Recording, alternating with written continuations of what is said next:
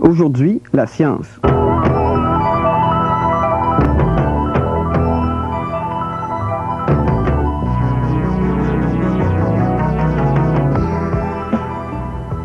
Bonjour, ici Jean-Marc Carpentier qui vous souhaite la bienvenue à notre émission hebdomadaire d'information scientifique.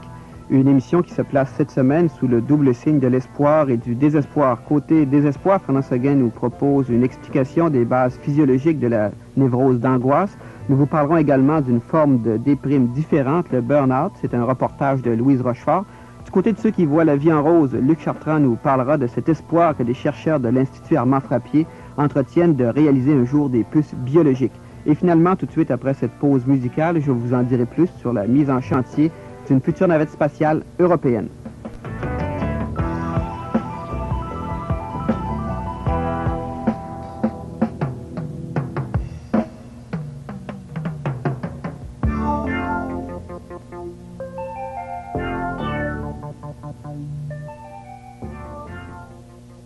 Biotique, la science-fiction entre à l'Institut Armand-Frappier.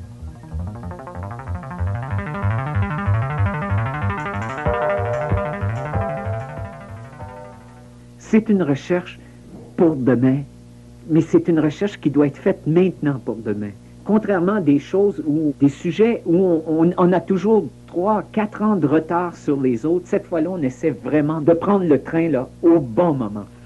C'est donc avec la foi enthousiaste des pionniers que Claude Hamelin parle du nouveau programme dont il sera responsable à l'Institut Armand-Frappier. Luc Chartrand, vous vous êtes penché sur les objectifs de ce programme dit de biotique que vient d'annoncer le directeur de l'Institut, M. Orelbaum. De quoi s'agit-il plus précisément? C'est bel et bien de recherche de pionniers qu'il s'agit, puisque ce qu'on appelle la biotique, ça demeure encore un ensemble de voies de recherche qui ne sont pas tout à fait sorties de la science-fiction.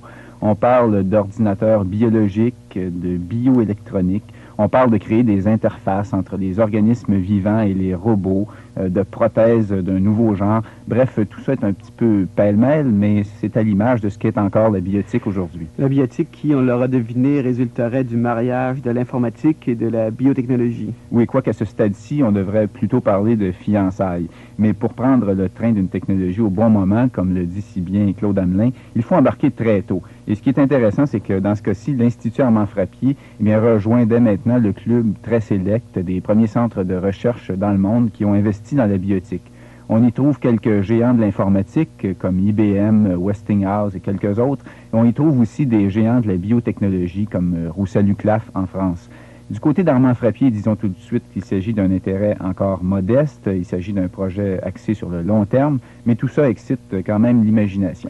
Mais revenons justement à ces bio-ordinateurs. J'imagine qu'il s'agit là peut-être de la promesse la plus excitante de la biotique, mais aussi peut-être la plus lointaine. Oui, mais pour donner une idée de l'attrait que comporte cette technologie, il suffit de mentionner que d'un point de vue théorique, une puce qui serait faite de molécules organiques semi-conductrices pourrait présenter une densité de circuit de 1 million de fois plus grande que celle des neurones du cerveau. Alors Claude Hamelin va nous en dire davantage sur les promesses de ces puces organiques. On pense par exemple que la capacité théorique de biopuces pourrait être de 1 milliard de fois supérieure aux puces de silicium actuelles. Les vitesses d'exécution également pourraient être de l'ordre de 100 millions supérieures à la vitesse de transmission actuellement des signaux électroniques. Ce qui est remarquable, ce qui est phénoménal, mais en plus, imaginez-vous, nous pouvons pour la première fois créer des réseaux d'emmagasinement d'informations tridimensionnels. Et là, vous ne pouvez, à la suite de ça, que de faire un rapprochement, c'est-à-dire avec ce qu'on retrouve dans la nature elle-même. Physiquement, à quoi ressemblerait une biopuce? Est-ce qu'on a déjà des indications, des matériaux qui peuvent entrer en composition? Actuellement, on peut imaginer tout d'abord un genre de matrice à base protéique sur laquelle pourraient se fixer nos éléments, là, notre support, ni plus ni moins, de ce qui pourrait être notre semi-conducteur organique. Mais il y a des molécules que l'on soupçonne de pouvoir être utilisées pour chacune de ces composantes, mais d'un autre côté, c'est loin d'être défini. Il y a des difficultés, mais qu'on réussira à solutionner, à contourner, tout simplement en se rapprochant davantage, en regardant davantage ce qu'on retrouve dans la nature elle-même. Un matériel biologique, a priori, c'est moins stable qu'un matériel qui est non biologique. Et donc, c'est facilement dégradable. Est-ce qu'on doit entrevoir là un problème pour le développement de biotique? Exactement. C'est un des problèmes auxquels doivent faire face ceux qui travaillent à développer les puces à base de protéines.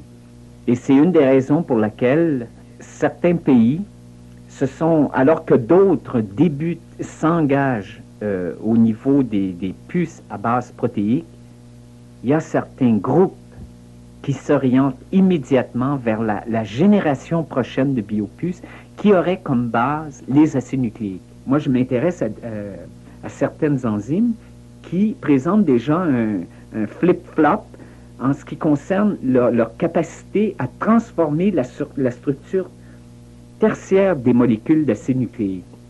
Et imagine-toi que je viens d'apprendre que les Russes s'intéressent justement à ce type d'enzyme-là pour développer les biopuces de la deuxième génération.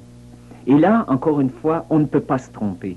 Parce que qu'est-ce que la nature elle-même a choisi pour emmagasiner des quantités phénoménales d'informations, pour déterminer un éléphant ou une fourmi, pour tout?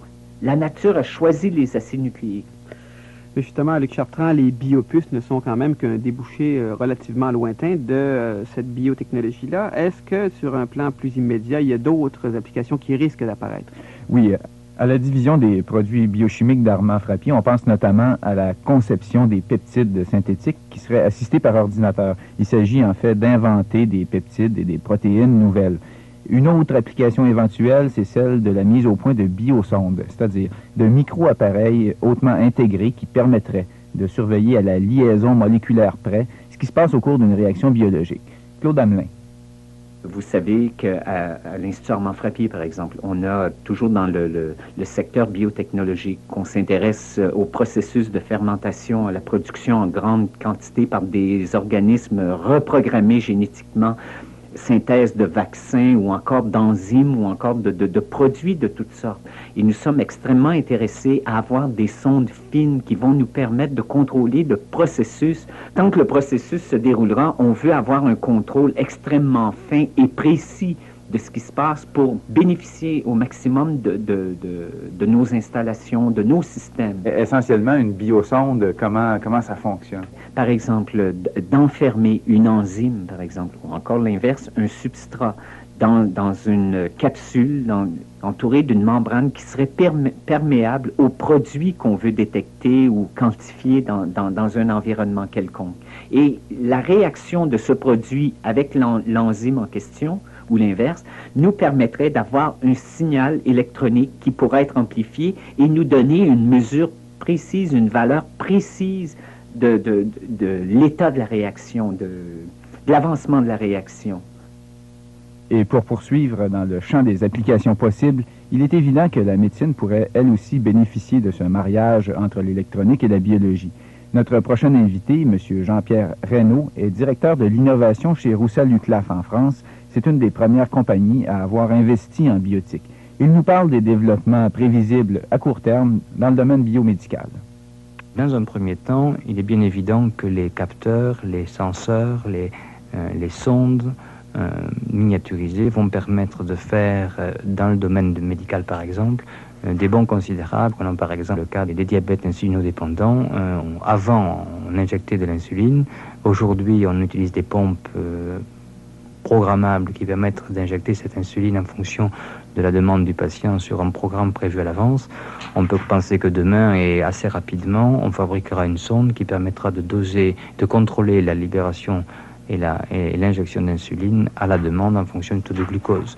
De la même façon, on peut penser faire rapidement des sondes qui permettent de mesurer, ou des capteurs qui permettent de mesurer la pression de CO2, la pression de CO2 circulant dans le sang, et de contrôler comme ça un stimulateur cardiaque en fonction de l'activité de l'individu qui porte ce stimulateur. Bon, le court terme étant effectivement ces capteurs, le moyen terme, c'est essayer effectivement de mettre en place des prothèses miniaturisées, biocompatibles, par exemple de prendre le son, le traduire, l'envoyer sur des électrodes, permettre aux malentendants ou aux sourds qui ont encore un air acoustique fonctionnel d'entendre et de reconnaître un son.